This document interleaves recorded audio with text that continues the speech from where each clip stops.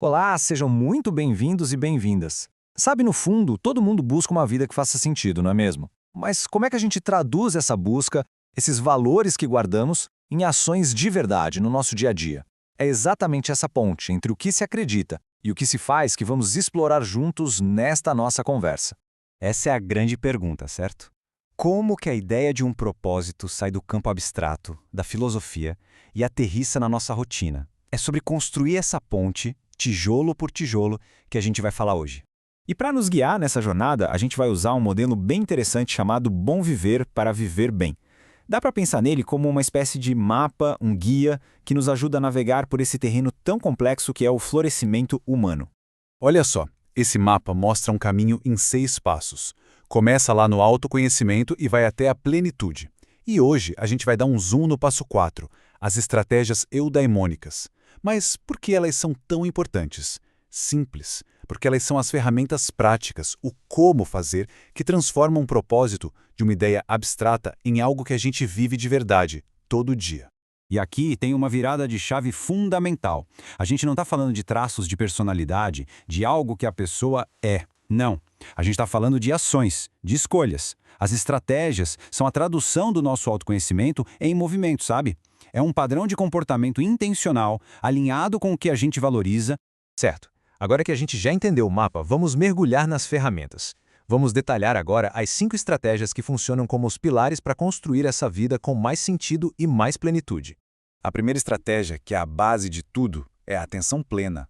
É aquela capacidade de ser uma testemunha do que acontece dentro e fora da gente, mas sem julgar. Pensa bem, como é que se pode escolher um caminho de forma consciente se a gente nem percebe onde está pisando? Sem essa clareza, qualquer tentativa de se autorregular vira um tiro no escuro. E o legal é que isso não precisa ser nada complicado. Na prática, pode ser algo simples como parar por um minutinho, sentir o ar entrando e saindo dos pulmões e só observar, com gentileza, o que está passando na mente e no corpo. É uma pequena pausa que pode mudar tudo. Bom, uma vez que estamos presentes, o próximo passo é acolher o que a gente encontra. A aceitação positiva é justamente essa postura ativa de abrir os braços para a realidade, mesmo quando ela é desafiadora. E atenção aqui, isso não é se conformar, não é desistir. Pelo contrário, é reconhecer o terreno para poder caminhar sobre ele com mais inteligência. Vamos imaginar uma situação. Alguém comete um erro. A aceitação positiva seria se permitir sentir aquela frustração sem cair na armadilha da autocrítica que destrói e depois, com curiosidade, se perguntar: tá, o que essa experiência pode me ensinar? É transformar o erro em matéria-prima para o crescimento. Isso nos leva direto para a terceira estratégia, a aprendizagem ativa. Ela é a ponte entre aceitar a realidade e realmente mudar. É o processo de digerir o que a vida nos apresenta, ajustar nossas crenças e reorientar nossa bússola interna. É permitir que a vida, especialmente nas partes difíceis, vá nos esculpindo. Por exemplo, ao notar um padrão de impaciência, em vez de só se culpar, a pessoa busca ativamente entender mais sobre aquilo. Talvez lendo sobre comunicação não violenta. E aí começa a praticar novas formas de responder nas situações do dia a dia. Isso é aprendizagem ativa em pura ação. Com base nesse aprendizado, a gente começa a desenvolver a capacidade de ser o capitão do nosso próprio navio. A autodireção ética é essa bússola interna que nos permite navegar com base nos nossos valores mais profundos, em vez de sermos levados pela maré dos impulsos ou pelas pressões de fora. E uma forma bem concreta de cultivar isso é definir intenções para a semana. Por exemplo, esta semana, meu foco é praticar a escuta atenta. E no final da semana, parar um pouquinho para refletir. O quanto as minhas ações estiveram alinhadas com essa intenção.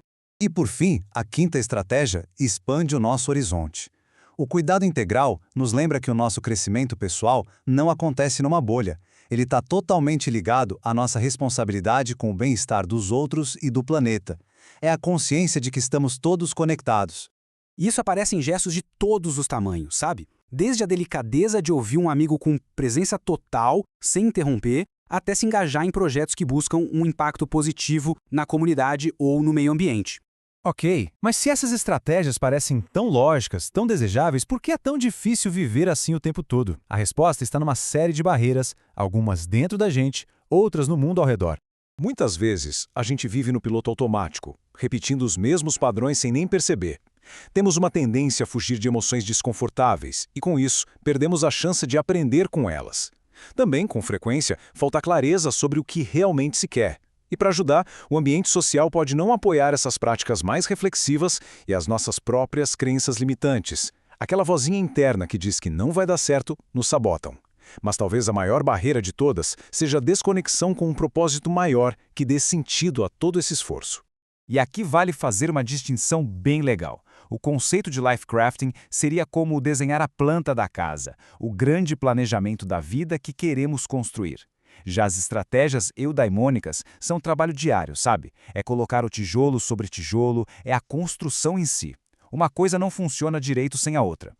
E com isso, a gente chega a uma compreensão que é crucial. Aplicar essas estratégias não é como chegar ao topo de uma montanha e pronto. É muito mais como cuidar de um jardim. É um processo vivo, contínuo, um cultivo. E essa citação resume perfeitamente a ideia. A plenitude não é um destino final para a gente alcançar, mas sim uma maneira de caminhar. Uma prática que se aprofunda e se refina ao longo de toda a nossa vida. E para a gente fechar, fica esta reflexão. De que forma essa busca constante por alinhar o que se acredita com o que se faz, dia após dia, é o que, no fim das contas, vai tecendo o fio de uma vida com mais significado? A resposta, como vimos, parece estar na prática. Muito obrigado pela companhia nesta nossa exploração.